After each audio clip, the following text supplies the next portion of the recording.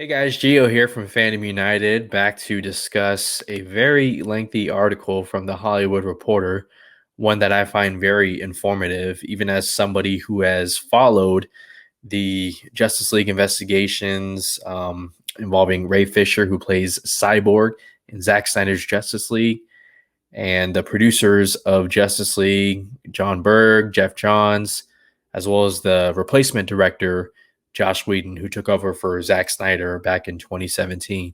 If you haven't heard about any of this, don't worry. This article goes through everything, and that's exactly what I'm about to do is go through this entire article. But don't be intimidated. There are timestamps in the comments below, so if you want to jump to a certain topic, I welcome you to do that, or you can just follow along with me.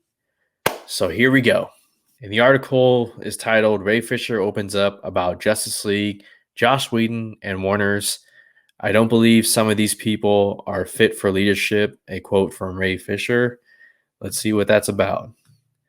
Over the past year, the actor has assailed the filmmaker and studio in harsh but cryptic tweets for what he says was racist and inappropriate conduct. I'm not so in depth to Hollywood that I haven't been willing to put myself out there. And that's very true. If you guys have followed Ray Fisher on Twitter, you know he is not afraid to call out these producers. And while his Hollywood career has been short, he recognizes that it could be the end as far as Warner Brothers is concerned. But the article continues. Ray Fisher is ready to talk. Ever since June 2020, when he first fired off a tweet accusing Joss Whedon of gross, abusive, unprofessional, and completely unacceptable conduct on the set of Justice League, the 33-year-old actor has used social media and a series of interviews to lob serious allegations of racist behavior and a cover-up at Warner Brothers.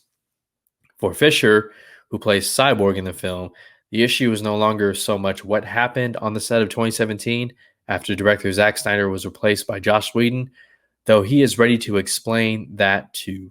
His unrelenting focus in recent months have been the way executives, first at the Warner Film Studio and then its parent, Warner Media, handled allegations raised by himself and others. Warner Media has previously said that remedial action has been taken as a result of its investigation, but has not elaborated. A spokesperson tells THR that for privacy and legal reasons, our policy is to not publicly disclose the findings or the results of an investigation.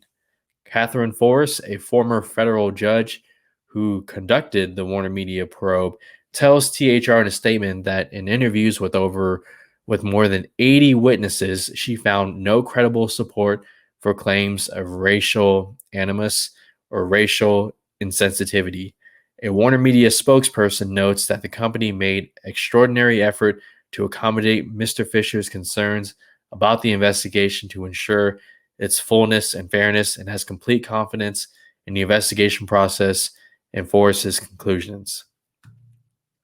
And then it gets into Ray Fisher's backstory a little bit. Fisher was raised by a single mother and his grandmother in Lawnside, New Jersey, a community that he notes was the first self-governing Black municipality north of Mason-Dixon line. He says he felt a new sense of urgency to speak out when the pandemic hit and Black Lives Matter protesters took the streets. To Fisher, who has seen few credits playing the half-man, half-machine Cyborg, the first Black superhero in the DC universe, was both a huge career break and a major responsibility. Justice League was released in 2017, the year before Marvel broke ground with Black Panther. He was mindful that the film was overseen almost entirely by white executives and filmmakers. So I'm going to stop right there. 2017, Justice League was supposed to release, and knowing what we know now, seeing what we've seen from Zack Snyder's Justice League, DC was well on its way to break some major ground a year before Black Panther came out from Marvel Studios. It's really unfortunate because now 4 years later, after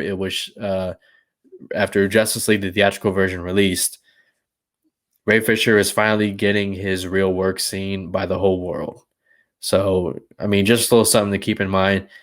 It's not so much a competition, but it's just put some perspective on what could have been. The article continues. While Fisher dropped details and names, outsiders have struggled to understand, how did Whedon incur his anger? Did Fisher really decline to participate in an investigation that was launched in response to his own complaints, as Warner's claimed in September? Was Fisher fighting a righteous battle or a quixotic one when he set out on a path that appears to have cost him a place in the DC universe? Now, in many hours of conversation, Fisher tells his side much of his previous reluctance to spell out a story he says arose because he didn't and still doesn't want to expose the identities of others who shared their stories with him and investigators. He says, I'm not looking to have any witnesses lose their jobs, he says. So let's stop right there real quick. Ray Fisher putting his own career on the line, not jeopardizing anybody else's because that's not his place, the responsible and right thing to do. And the article continues. Those include some who wouldn't seem to have any worries about job security, Gal Gadot and Jason Momoa. Others who were not involved with Justice League also spoke to Ray Fisher and in some cases the investigators about experiences with Whedon and Geoff Johns, who was the chairman of DC Films and a producer on the film. They include Charisma Carpenter, who recently wrote on social media of Whedon's alleged abusiveness on Buffy the Vampire Slayer, and individuals who had worked with Johns on Sci-Fi's Krypton. Fisher got Warner's to start an investigation more than 2 years after the first version of the film release, but he soon found the process to be suspicious. The studio and its parent company seemed to be the focus on protecting top executives, he says. This process moved in starts and stops, and when he felt forced to ramp up his public protests, the studio responded with what Fisher calls a deliberate smear. Warner's maintains it has done everything necessary to address Fisher's concerns. He still wants an apology. And here's a tweet from Ray Fisher that reads, Joss Whedon's on-set treatment of the cast and crew of Justice League was gross, abusive, unprofessional, and completely unacceptable. He was enabled in many ways by Geoff Johns and Jon Berg, accountability over entertainment. And we're about to find out exactly what he means by Joss Whedon's gross, abusive, unprofessional behavior and getting the details regarding Geoff Johns and Jon Berg, again, who are producers on Justice League 2017. And the article continues. In May 2017, Fisher was walking into a movie in New York when he got a call from Zack Snyder that left him stunned. Snyder was leaving Justice League, citing his daughter's suicide. Sources say Snyder was under enormous pressure at the time. The studio wasn't happy with the reception and box office performance of his previous film, the bleak Batman v Superman, and with Justice League footage already shot, now insisted on a lighter touch. Warner's also asked Snyder to produce a 2-hour cut that he had a wrenching time delivering, though he eventually did. Ultimately, Snyder left, and Whedon, who had written and directed Marvel's The Avengers and had already been brought in to help brighten Justice League's tone, took the helm. The Justice League that Fisher had signed up for was a far cry from the film that Whedon ended up finishing. Snyder had Fisher talk at length with screenwriter Chris Terrio before there was even a script. Zack and I always considered Cyborg's story to be the heart of the movie, Terrio tells THR. He has the most pronounced character arc of any of the heroes, beginning from a place of despair and ending with a feeling that he is whole and that he is loved. And Terrio says he and Snyder took the portrayal of the first black superhero in the DC film universe very seriously, adding, with a white writer and white director, we both thought having the perspective of an actor of color was really important, and Ray is really good with story and character. So he became a partner in creating Victor, referring to the character's given name. So pause right there. Ray Fisher, brought in by Zack Snyder. Zack Snyder, being the kind of collaborator that he is, again, this is why people love him. He took an actor with no credentials as far as Hollywood blockbusters and put him at a table with the writer, Chris Terrio, and gave his input. Again, a collaborative effort. And you'll see later in the article how not a collaborative effort looks like. But Snyder had um, Ray Fisher and Chris Terrio working together to really get this character right. And of course, if you've seen Zack Snyder's Justice League like I have, and assuming you're a fan like I am, you know that they nailed the Cyborg character. That was a great, great performance. Article continues.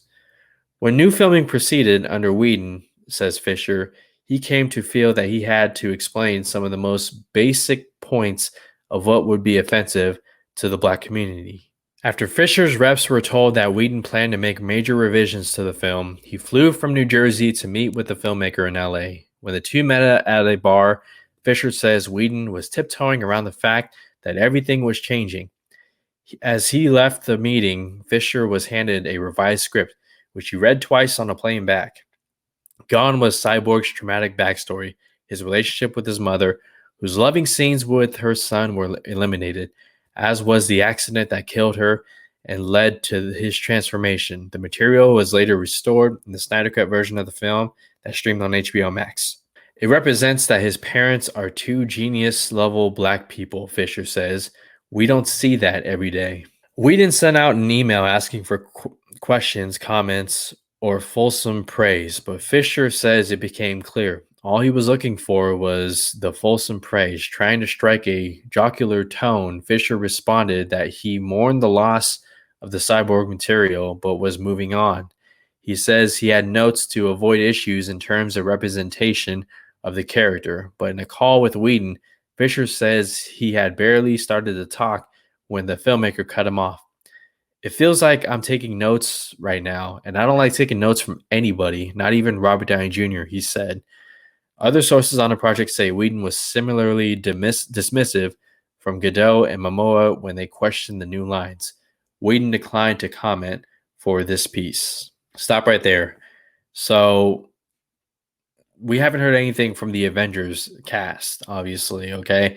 And maybe if I don't know if those movies weren't a commercial hit, that could be a different story. But right here, you're getting a sense that Whedon, again, I talked about a collaborative effort. You're getting the sense that he doesn't want any of that, that he has an ego. And obviously, he had two successful Avengers movies, but he didn't want anything to do with Ray Fisher's notes, which is unfortunate because what we got in 2017 was nowhere near the kind of quality that we got in Zack Snyder's Justice League.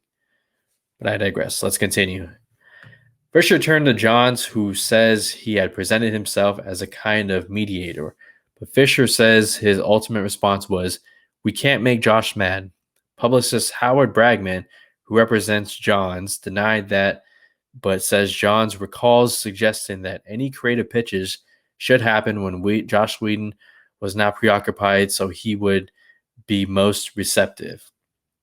Once Whedon got involved, Fisher says that Johns told him that it was problematic that Cyborg smiled only twice in the movie. Fisher says he later learned from a witness who participated in the investigation that Johns and other top executives, including then DC Films co-chairman Jon Berg and Warner Studio chief Toby Emmerich, who's still there, by the way, had discussions in which they said they could not have an angry black man at the center of the film. John's responds that once the chairman of the studio mandated a brighter tone of the film, all further discussions centered on adding joy and hopefulness to all six superheroes. There was always conversations about avoiding any stereotype of race, gender, or sexuality. So, pause right there. Nobody is disputing that Toby Emmerich or executives said that they can't have an angry black man at the center of the film. And if you watch Zack Snyder's Justice League, for the early part of Cyborg's arc, he is angry at his father. And again, they don't dispute it. I can definitely see it. So again, believe what you want to believe, but reading the terrain, it's making sense here. So the article continues with a photo, and it looks like it's them at the November 2017 premiere for Justice League. And I just want to take a moment here. Look at this, okay? Look at their faces. Is it as obvious to you as it is to me that they're unhappy? That they're just, I mean, look at Jason Momoa. Look at Henry Cavill. Ben Affleck for sure. I mean, they have to know that this thing turned out to be a disaster, right? Look at Kevin Tsujihara right there next to Momoa. The fuck is he smiling about? He's probably smiling because he's going to get his annual bonus. That's why. He knows. I mean, anybody, they had to have seen this movie before it released. And they're just doing their job, putting on their public face. But why the hell is Kevin Tsujihara smiling like that? He's only smiling because he's about to get his last bonus before AT&T buys Warner Media, Time Warner. Wow. I mean, just looking back at this photo 4 years later, it's just, man, it just speaks different knowing what we know now. But let's continue. Johns told Fisher that he should play the character less like Frankenstein and more like kind-hearted Quasimodo. Fisher says that in order to demonstrate the look he wanted, Johns dipped his shoulder in what struck Fisher as a servile posture. To Fisher, there was a big difference between portraying a character who was born with a disability versus one who had been transformed by trauma. He felt Cyborg was kind of a modern-day Frankenstein. I didn't have any intention of playing him as a jovial cathedral-cleaning individual, he says. John's representative responds, Geoff gave a note using a fictional character as an example of a sympathetic man who is unhappy and has an inclination to hide from the world, but one whom the audience roots for because he has a courageous heart. I mean, it kind of sounds like a pause right there.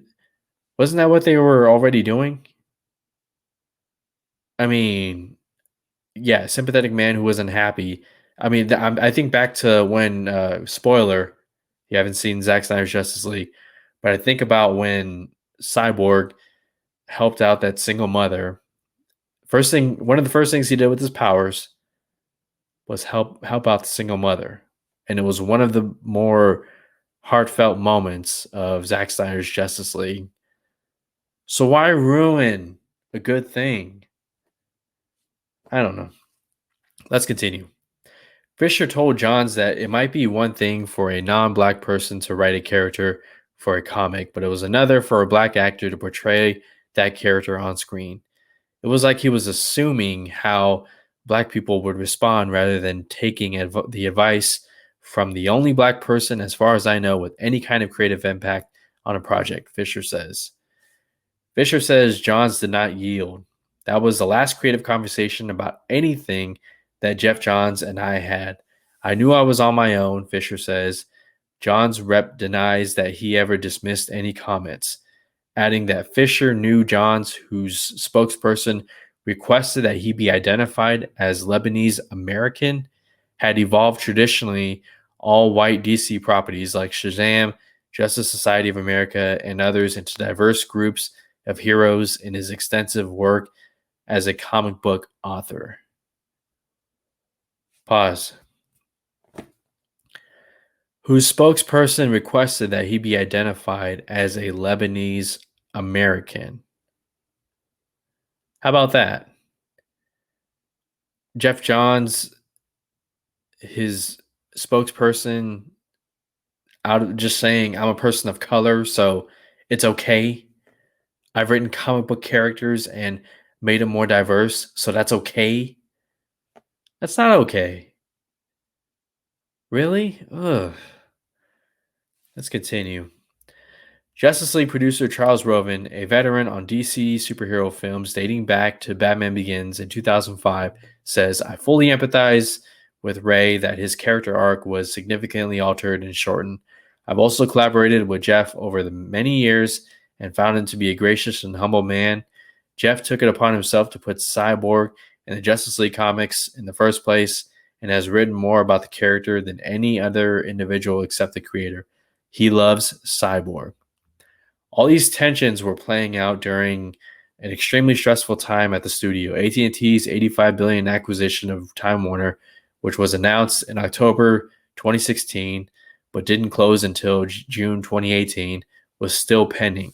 Justice League was a $300 million proposition, and it was troubled. Warner's had not been able to match Disney's consistent success with Marvel movies. Fisher felt that some of the studio executives' decision making was driven by fear of losing their jobs. Pause right there. Again, I said it. AT&T was about to buy Time Warner, Justice League releasing in 2017 November. They didn't want to push it back. They wanted to get their final bonuses. And this last part right here, Fisher felt that some of the studio executives' decision making was driven by fear of losing their jobs. There it is right there. And again, is it a Warner Media executive or Time Warner executive coming out and saying that? No. But again, read the terrain. It makes sense. The shoe fits. Let's continue. The tension only escalated when the issue of having Cyborg say "Booyah" arose. That phrase had become a signature of the character thanks to an animated Teen Titans show, but the character had never said it in the comics or in the original script. Fisher says that Johns had approached Snyder about including the line, but the director didn't want any catchphrases. He managed the situation by putting the word on some signs in his version of the film as an Easter egg, but John's reps say that the studio believed the Booyah line was a fun moment of synergy. Fisher says he doesn't see the word in itself as an issue, but he thought it played differently in a live-action film than the animated series, and he thought of black characters in pop culture with defining phrases, Gary Coleman's "What You Talking About, Willis?", Jimmy Walker's "Dynamite," as no one else in the film had a catchphrase, he says. It seemed weird to have the only black character say that. With reshoots underway, Fisher and says Whedon raised the issue again. Geoff tells me Cyborg has a catchphrase, he told him. Fisher says he expressed his objections, and it seemed the matter was dropped until Berg, the co-chairman of DC Films and a producer on the project, took him to dinner. This was one of the most expensive movies Warner's had ever made, Berg said, according to Fisher. What if the CEO of AT&T had a son or daughter, and that son or daughter wants Cyborg to say "Booyah" in the movie, and we don't have a take of that? I could lose my job. Fisher responded that he knew if he filmed the line, it would end up in the movie, and he expressed skepticism that the film's fate rested on Cyborg saying "Booyah," but he shot the take as he arrived on set. He says Whedon stretched his arms out and said a line from Hamlet in a mocking tone. "Speak the speech, I pray you, as I pronounced it to you." Fisher replied, "Josh, don't. I'm not in the mood." As he left the set, after saying just that one phrase for the cameras, he says Whedon called out, "Nice work, Ray." Time. So Ray Fisher, again, after collaborating with Zack Snyder and Chris Terrio, after they finished principal photography, he thought them saying "Booyah" because it was popular in an animated series, although it had nothing to do with comics or the original script. He expressed his concerns. He did not want to do it, but him being a professional, after they said they could lose their jobs, said the line. He was being a professional. He said the line. But as a fan, myself, that's total bullshit. That's so. Oh my God, really? You could lose your job if you don't say "Booyah," when I'm pretty sure all of them were concerned about losing their job when AT&T was about to buy Time Warner. They're so full of shit. Oh my God, man. Wow. All because of the line "Booyah," which meant nothing in 2017's Justice League. Seriously, "Booyah," it meant nothing. If you've seen the movie, did it make Cyborg worse in Zack Snyder's Justice League because he didn't say "Booyah"? No, because nobody gave a fuck. Wow. We continue. Even before that line was shot, Fisher's agent had called Warner Film Studio chief Emmerich to raise concerns about what was happening on set. After Fisher arrived in Los Angeles for additional photography in summer 2017, Johns asked him to come to the DC offices in Burbank. When they met in a conference room, Fisher said he had apologized to Whedon for his part in the conflict, which he had done in hope of preventing a real rupture with the DC team. Johns responded that having agents call Emmerich was just not cool. Fisher recalls he said, I consider us friends, which he knew we were not, and I just don't want you to make a bad name for yourself in the business. Fisher took that as a threat. Johns' reps say he never made a threat, but told Fisher that creative differences were not normally taken to the head of the film studio by an actor's agent. Pause. Well, if Joss Whedon ain't, listening, and again, Joss Whedon is, remember, he said, it feels like I'm taking notes. I'm not listening to you. Then he goes to Geoff Johns, and Geoff Johns does pretty much nothing. Jon Berg takes him out to dinner and says, we could lose our jobs if we don't say booyah. Ridiculous, man. Just, wow.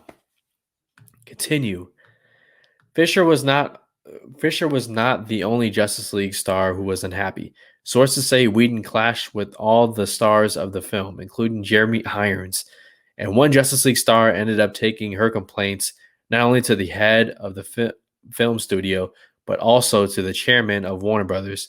A knowledgeable source says Gadot had multiple concerns with the revised version of the film, including issues about her character being more aggressive than her character in Wonder Woman, 2017's Wonder Woman.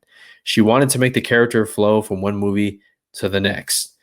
The biggest clash, sources say, came when Whedon pushed Gadot to record lines she didn't like, threatened to harm Gadot's career, and disparaged her Wonder Woman director Patty Jenkins.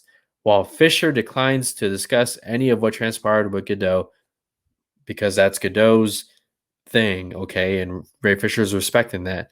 A witness on the production who later spoke to investigators says that after one clash, Josh was bragging that he's had it out with Gal.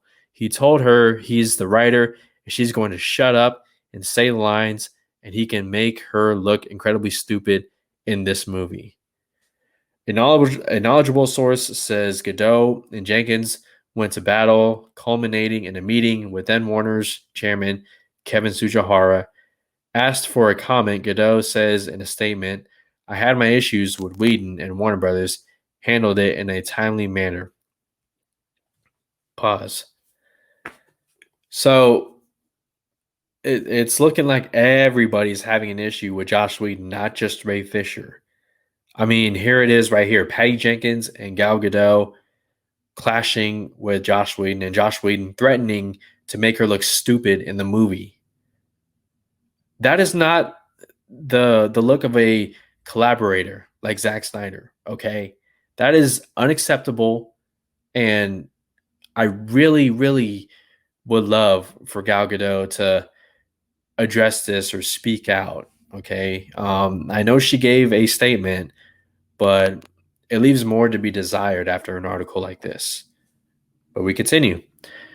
3 months after Justice League hit theaters, Whedon exited Warner's Batgirl project. Batgirl is such an exciting project, and Warner's DC such collaborative and supportive partners that it took me months to realize I really didn't have a story, he said at the time. That's because you weren't brought in for Batgirl. Geoff Johns only brought you in because he wanted you to do what you did for the Avengers movies. He wanted you to make a Marvel movie for a DC property. That's it. There was never a Batgirl script or development project. It's 4 years later. There's still nothing regarding Batgirl. But anyways, let's continue. When Justice League opened in November 2017, the film was panned. It has a 40% rating on Rotten Tomatoes and grossed a disappointing $658 million worldwide. Berg exited his job that December. Johns departed the following June. So everybody's leaving. But Whedon was still a part of Warner Media's universe. In July 2018, a few months after he left Batgirl, HBO greenlighted his drama, The Nevers, straight to a series. But in November 2020, just a couple weeks before Warner Media said it had taken remedial steps after its investigation into Justice League, Whedon left that project too. HBO chief Casey Bloys has said there were no complaints about Whedon's behavior on that series. Yeah, probably because he knew that Ray Fisher was the type to speak out. But anyways, this time Whedon said that he was not up to the physical challenges of making such a huge show during a global pandemic. Warner's issued a clip. We have parted ways with Joss Whedon. After Justice League, Fisher went on to play Mahershala Ali's son in a third season of True Detective, which he calls a great experience. But in the coming months, he would hear fresh reports about what had gone on behind the scenes on Justice League, including the angry black man conversation and other allegations involving Johns. Two individuals who worked on Sci-Fi's Krypton TV series talked to Ray Fisher about events that had taken place on the series. And it looks like there's a photo of Ray Fisher in True Detective with Mahershala Ali. I haven't seen that yet, by the way. I need to check it out. Multiple sources tell THR that the show's creators were passionate about doing some non-traditional casting, and that Regé-Jean Page, who would go on to become a breakout star of Bridgerton, had auditioned for the role of Superman's grandfather. But Johns, who was overseeing the project, said Superman could not have a black father. The creators also wanted to make one superhero character, Adam Strange, gay or bisexual, but the sources say Johns vetoed the idea. And here's a quote: Geoff Johns celebrates and supports LGBTQ characters, including Batwoman, who in 2006 was reintroduced as an LGBTQ in the comic book series co-written by Geoff Johns, says Johns' rep in an email. Johns also pitched Warner's on developing a television show around the first LGBTQ lead DC superhero television series. He adds, as for the role of Superman's grandfather, the rep says John believed fans expected the character to look like a young Henry Cavill. And here's a photo of the actor who was going to play Superman's grandfather initially. Again, Krypton was meant to be a prequel to Man of Steel. Remember the opening sequence in Krypton? You know what? I kind of see a resemblance. A little bit. Not going to lie. No cap. Yeah, I see it a little bit.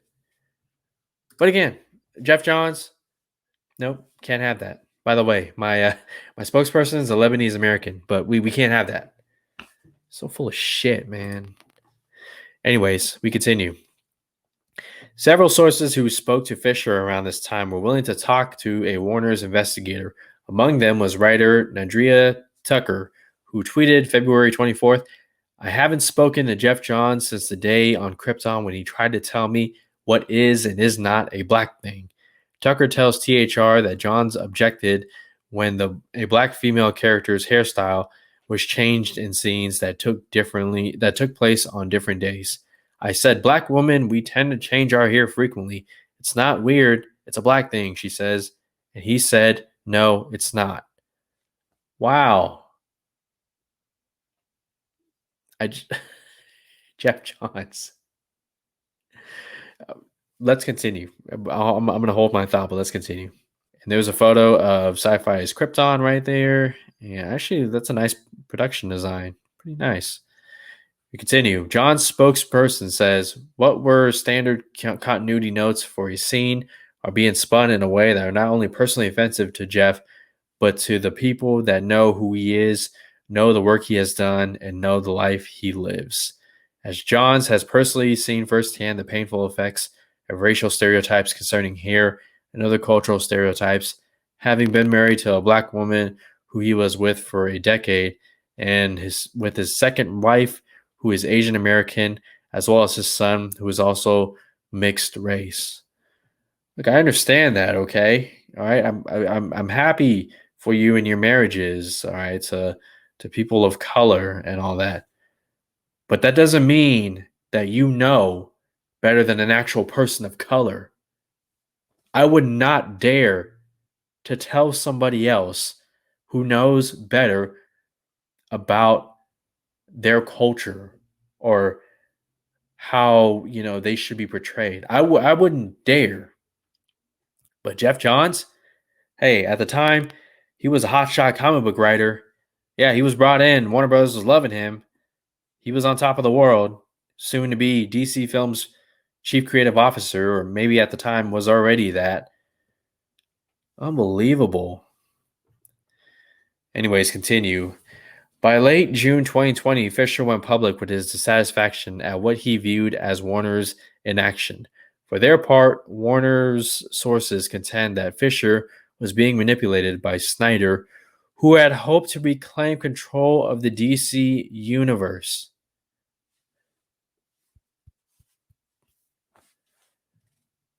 Zack Snyder was dealing with a personal tragedy. His daughter, Autumn Snyder, committed suicide. He was spending time with his family. Ray Fisher has even been on the record saying he didn't bother Zack Snyder for about 18 months because he didn't want to bring up his problems to what Zack Snyder was dealing with. It wasn't Zack who manipulated Ray Fisher. Really? The article, I can't believe they just said that. That is ridiculous. And no, Zack Snyder is not manipulating us Snyder fans. Call us cultists, whatever the hell you want to call us, okay? We happen to just love his work. And we believed a better cut out there existed for Justice League. And you know what? We were right. I can't believe they just said that. Anyways, let's continue. Fisher says that the assertion that a black man would not have his own agency is just as racist as the conversations Warner's leadership was having about the Justice League reshoots. I have been underestimated at every turn during this process, and that is what has led us to this point. Had they taken me seriously as they should have from the beginning, they would not have made as many foolish mistakes as they did in the process. Snyder denies any role of influencing Fisher. Tweeting footage of himself praising Whedon at the Comic-Con in 2017, Fisher wrote, "I'd like to take a moment to forcefully retract every bit of this statement. His earlier words had been based on studio supply talking points," he says. In a subsequent tweet, he said Whedon's on-set abusive had been gross, abusive, unprofessional, and completely unacceptable, adding, "He was enabled in many ways by Geoff Johns and Jon Berg." He did not elaborate. To Ray Fisher's credit, every time Warner Media has come out and tried to make him look bad, he's presented receipts. And that's been in the form of screenshots of emails, of audio recordings. And so he has been playing chess while Warner Media has been trying to make him to play checkers. But let's continue. Berg told Variety that it was categorically untrue that we enabled any unprofessional behavior. He added that Fisher was upset about saying "booyah," a well-known saying of Cyborg in the animated series. Again, that's the animated series. That's not what they were going for. And again, he said the line. It didn't make a difference in 2017's Justice League. As Fisher continued to air grievances on social media and in some interviews, he began to suspect that when he tweeted, the studio would put out an announcement to distract from his message. On July 1st, the day after Fisher tweeted about Whedon's behavior, Deadline published an exclusive saying Warner's was making a live-action Frosty the Snowman movie with Aquaman star Jason Momoa voicing the iconic snowman.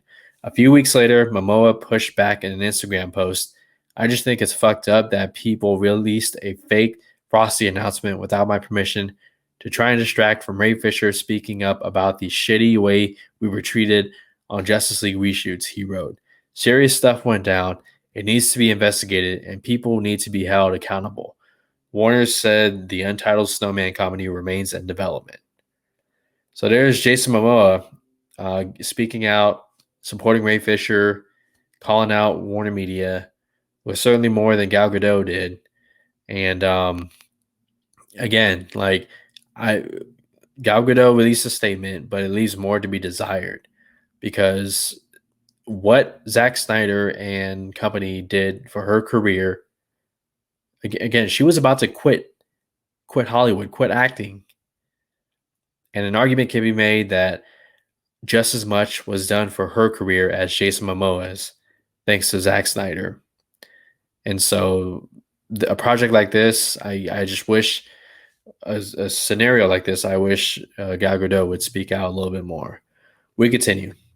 In early July, Fisher spoke with Walter Hamada, who had taken the reins at DC Films. He says Hamada called Josh an asshole and said, "I'm looking to get past anything to do with Justice League. Josh isn't here anymore. I don't plan on hiring him again." But according to Fisher, Hamada said he did not believe Johns had done anything wrong. "I don't know Jon Berg very well.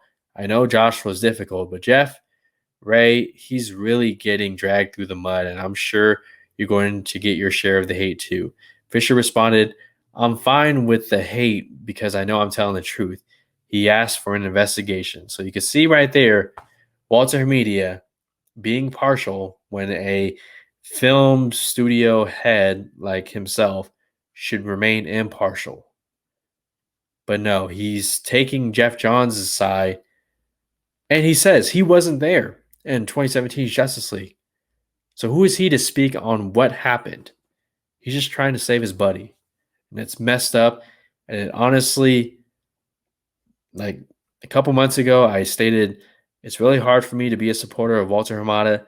And now it's like I as a DC fan, it's just I I don't ever want to back Walter Hamada ever again. And it's making me conflicted about upcoming DC movies like The Flash, which he has a heavy hand in. We'll get to The Flash. The article continues. Later that month, the studio's HR department contacted Fisher. He says he spoke with two executives for about 2 hours. He adds that he offers specific allegations of abuse behavior toward himself and others and provided the names of some witnesses willing to be contacted. But he was wary, cognizant that HR departments are often known to show more allegiance to employers than to complaining parties. That's very true. He became even more suspicious, he says, when witnesses started telling him that they had not been contacted. Fisher requested an independent investigator and asked SAG-AFTRA to have a rep with him in the process. And SAG is a Screen Actors Guilds Association. They have a lot of hands in Hollywood, making sure things are done correct. And it was smart for Fisher to not only get an independent investigator with no ties to Fisher or Warner Media, and also get a SAG representative. That was very smart on his part. Again, not checkers, chess. Continue.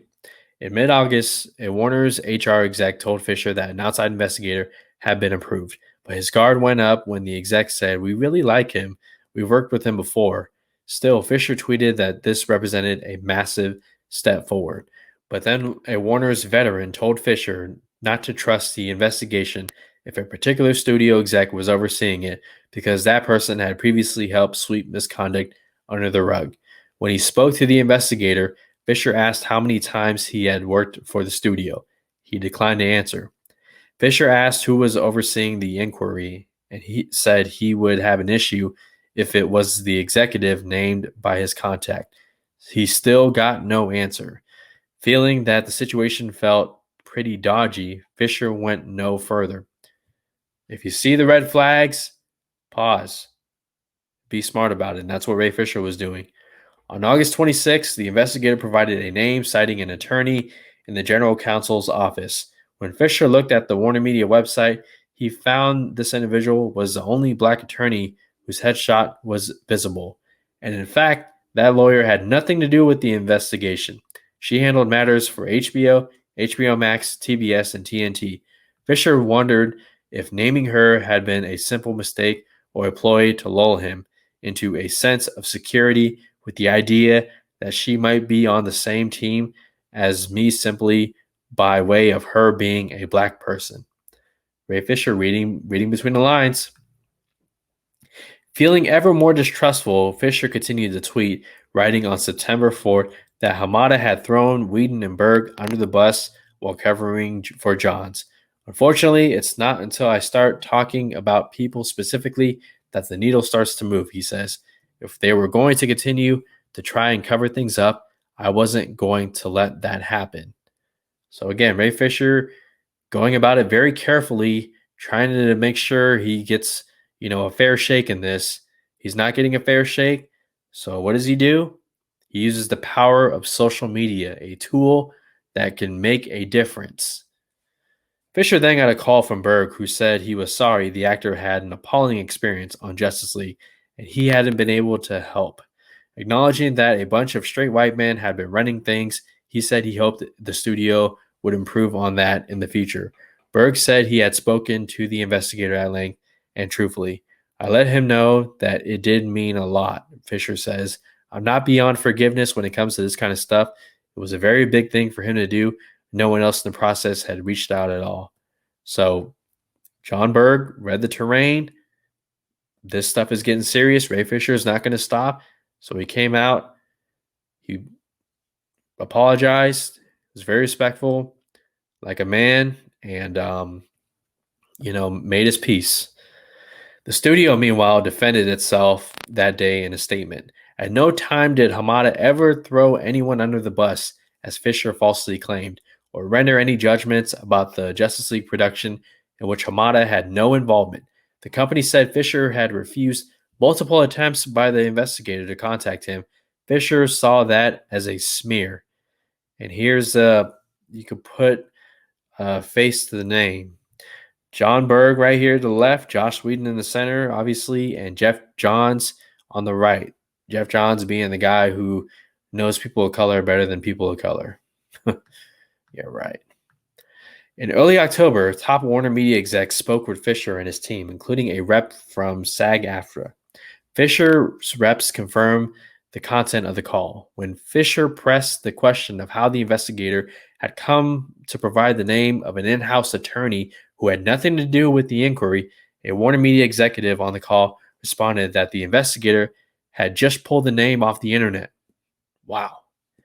Christy Habegger, head of communications at Warner Media and the company's top inclusion officer, said the studio statement that Fisher had refused to cooperate with the investigation had been based on third-hand information. The studio's communications department had been responding emotionally to Fisher's public allegations against Hamada, and she said, adding, I think they believed what they were saying was true.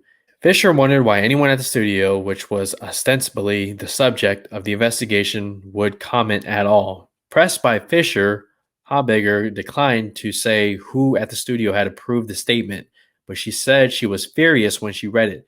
I made it 100% clear, crystal clear to everyone in the entire Warner Brothers communication organization that not a goddamn word can be said about Ray Fisher, Habegger said. If I catch anyone doing that, they're fired. Fisher says he asked for an apology repeatedly in the weeks that followed. Warner Media kicked around some language that he felt fell short. Ultimately, Habegger told Fisher, I don't think that if people said something they believe was true, that there's an apology needed. Wow. So Warner Media is already fucking up. Warner Brothers are already fucking up. And Habegger, who is the company's top inclusion officer, said, you guys, stop. You're responding emotionally, and you need to stop. If somebody else does it, if somebody else responds, you're fired immediately. So you can already see that they're struggling to regain control of the narrative because of their carelessness and their them being reactionary. Again, Warner Brothers, them being reactionary, it's not a surprise. It's not a surprise at all. But yeah, just because we think we're right, even though all the evidence and the terrain says we're wrong, we're not going to apologize. And had they apologized, this thing would be over with. Anyways, after the studio put out the statement accusing him of not cooperating, what Fisher calls the hit piece, he asked for another investigator. Warner Media agreed to bring in Forrest, who they mentioned at the beginning of the article, who they told him had handled the investigation of ousted CEO Sujihara. Fisher was initially optimistic, but says he again turned wary when Forrest, who is white, with the fact that she was an Obama appointee. Still, Fisher was somewhat optimistic because he believed Forrest's previous Sujihara investigation had exposed alleged misconduct. But she told him that she hadn't completed that inquiry before Sujihara left. Instead, he left after THR published an article about his entanglement with aspiring actress Charlotte Kirk. Initially, Fisher was told Forrest would work alongside the original investigator. He objected, and the original investigator withdrew. In December, Fisher said that he and his SAG-AFTRA rep had a final conversation with Forrest during which she said remedial action had been taken, some of which she said Fisher had probably seen, but she was not explicit. She said further remedial action would be taken, but again, did not offer specifics. She told Fisher she did not find any evidence of racial animus.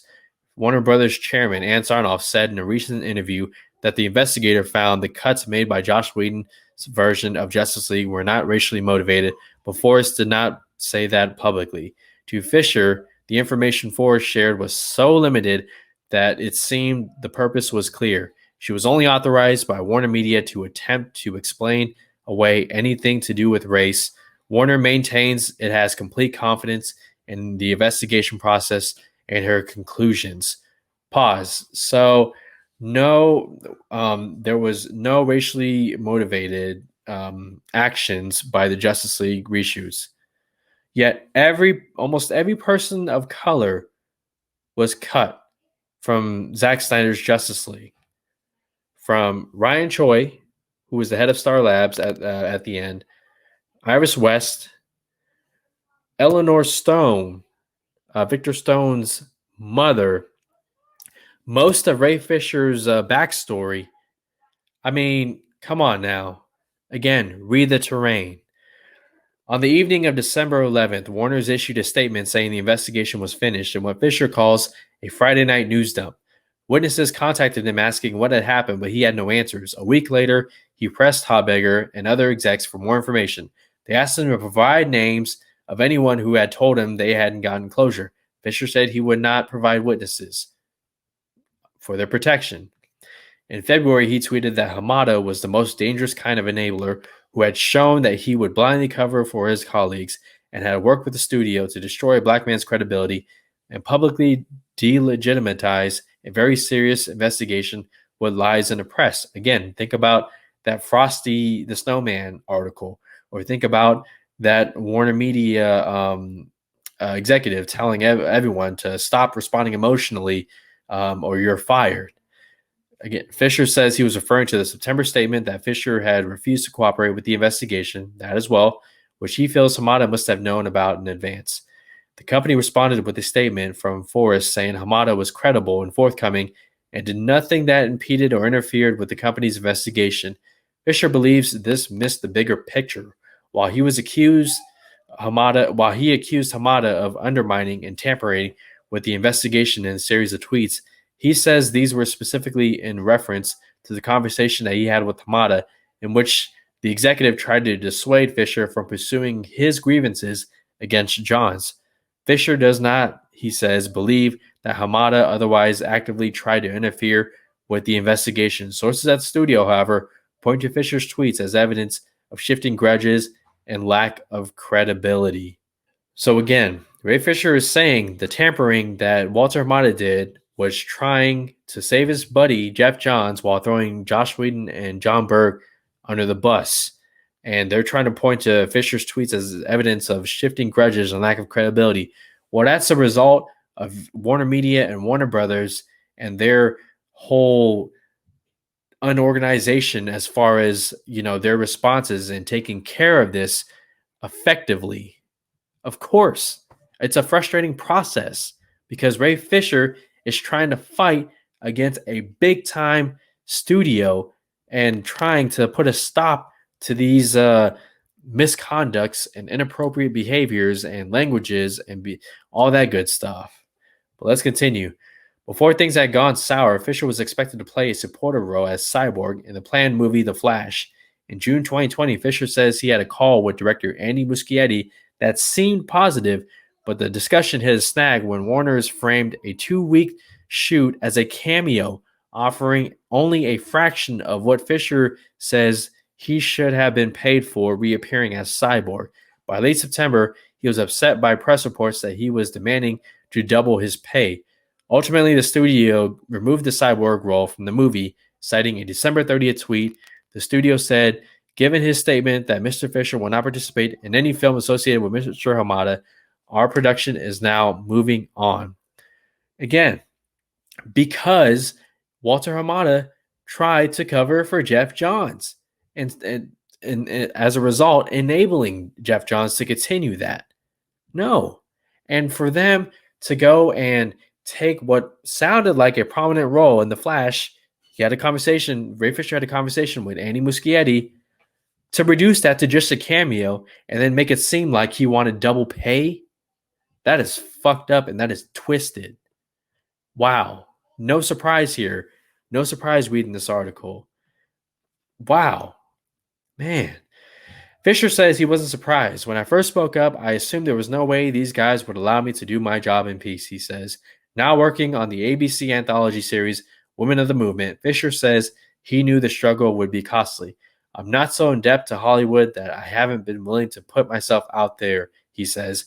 I don't believe some of these people are fit for positions of leadership, says Fisher, who explains he's not looking for anyone to be fired. I don't want them excommunicated from Hollywood, but I don't think they should be in charge of hiring and firing other people. Fisher knows he's not going to win that battle, but he feels a point has been made.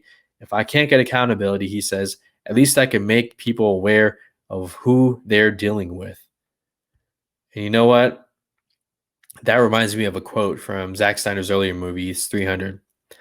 The whole world will know that few stood against many. And that's what Ray Fisher is doing. I commend him.